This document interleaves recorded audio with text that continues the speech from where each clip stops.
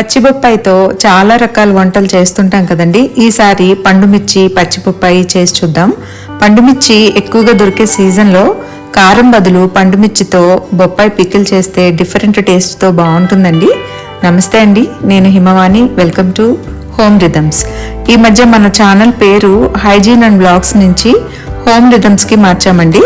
దయచేసి గుర్తుపెట్టుకోండి, కన్ఫ్యూజ్ అవ్వద్దు. హోమ్ రిథమ్స్ అనే ఛానల్ ఈజీగా సెర్చ్ చేయగానే వచ్చేస్తుంది. ఇలాంటి మంచి వీడియోలు చేయడానికి నాకు సపోర్ట్ కోసం ఛానల్ లైక్ చేయండి, షేర్ చేయండి, సబ్స్క్రైబ్ చేయండి. ఇప్పుడు పికిల్కి కావాల్సిన పదార్థాలు చూద్దాం. బొప్పాయికాయ పచ్చిగా గట్టిగా ఉండేలాగా సెలెక్ట్ చేసుకోవాలండి. రైతు బజార్లో వెజిటబుల్ మార్కెట్స్లోనూ అప్పుడప్పుడు ఈ పచ్చికాయలు దొరుకుతున్నాయి. నేను ఇక్కడ సుమారుగా ఒక 1/2 kg బరువును పచ్చికాయని తీసుకున్నానండి. దానికి ఒక 80 గ్రాముల చింతపండుని నీట్గా పెచ్చులు, గింజలు, పీచు లేకుండా క్లీన్ చేసుకున్నాను. ఒక 1/2 kg బొప్పాయి ముక్కలకి 1/4 kg పండుమిరపకాయలు తీసుకోవాలండి.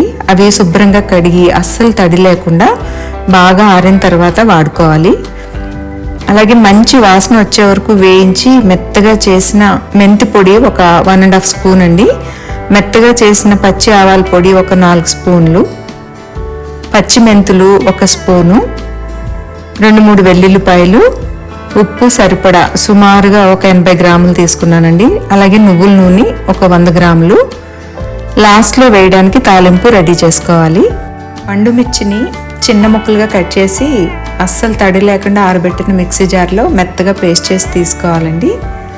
అలాగే బొప్పాయికాయని పైన మొత్తం చెక్కు తీసేసి మరీ చిన్న ముక్కలుగా కాకుండా పెద్ద ముక్కలుగా కాకుండా ఈ వీడియోలో చూపించినట్టు ఆ సైజు ముక్కలు కోసుకుని ఉంచుకోవాలండి. ఇక్కడ ముక్కలు ఒక 1/2 kg వచ్చినాయి కరెక్ట్గా నాకు.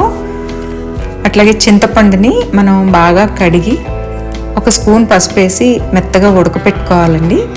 ఉడకబెట్టుకుని మిక్సీ జార్లో బాగా పేస్ట్ చేసుకుని తీసుకోవాలి. ఇప్పుడు పచ్చడి కలుపుకుందాం. ఇప్పుడు ముక్కలన్నీ ఒక బౌల్లో వేసుకుని 1 స్పూన్ మెంతులు వేసుకుని ఒక 5-6 వెల్లుల్లి బాగా దంచి వేసుకోవాలండి. అలాగే మనం పేస్ట్ చేసుకున్న చింతపండుని, పండుమిరపకాయ పేస్ట్ని మొత్తం అంతా వేసుకుని కలుపుకోవాలి. అయితే కొంచెం కొంచెం ముందు ఉప్పు వేసుకుంటూ కలుపుకోవాలండి. బాగా కలిసే వరకు కలుపుకోవాలి. ఉప్పు ఒకసారి వేయకుండా మధ్య మధ్యలో వేసుకుంటూ టేస్ట్ చూసుకుంటూ కలుపుకోవాలి. బాగా మిక్స్ చేసుకోవాలండి మొత్తం అంతా.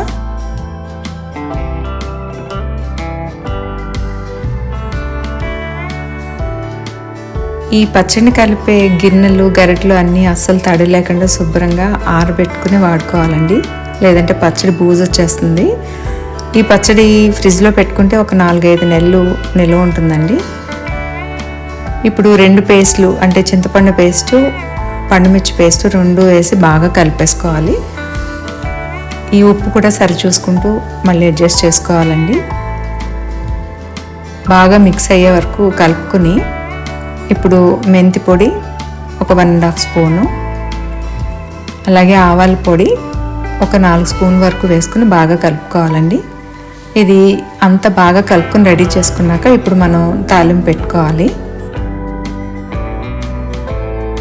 ఇప్పుడు ఒక బౌల్లో ఒక 100 గ్రాములు నువ్వు పప్పు నూనె కానీ లేదంటే వేరుశనగ పప్పు నూనె కానీ తీసుకోవాలండి. ఇక్కడ నేను నువ్వుల నూనె వాడుతున్నాను. అందులో కొద్దిగా ఆవాలు, కొద్దిగా జీలకర్ర, కొంచెం పచ్చిశనగపప్పు, ఒక 5-6 ఎండుమిరపకాయలు వేసుకుని వేయించుకోవాలండి. అది వేగుతుండగా మనం కొద్దిగా ఇంగు వేసుకోవాలి. అలాగే దంచిన వెల్లుల్లిపాయలు వేసుకోవాలండి. ఇవి బాగా వేగిన తర్వాత కొద్దిగా కరివేపాకు వేసుకుని ఇప్పుడు మనం రెడీ చేసుకున్న పచ్చడిని అందులో వేసుకుని ఒక 2 minutes వేయించుకోవాలండి. మరీ ఎక్కువసేపు వేయించుకోవద్దు. ఎందుకంటే ఒకసారి వేయించుకుంటే పచ్చడి కొంచెం ఎక్కువ రోజులు నిల్వ ఉంటుందన్నమాట. జస్ట్ ఒక 2 minutes వెయిట్ చేసుకున్నాక స్టవ్ ఆఫ్ చేసేసుకోవాలి. పచ్చడి బాగా చల్లారిన తర్వాత ఒక జార్లోకి తీసుకుని ఉంచుకోవాలండి. అంతేనండి, ఈ పండుమిర్చి పచ్చి బొప్పాయికాయ పచ్చడి రెడీ అయిపోయింది. ఇది డిఫరెంట్ టేస్ట్తో చాలా బాగుంటుందండి. మీరు కూడా ట్రై చేసి చూడండి. థ్యాంక్ యూ అండి.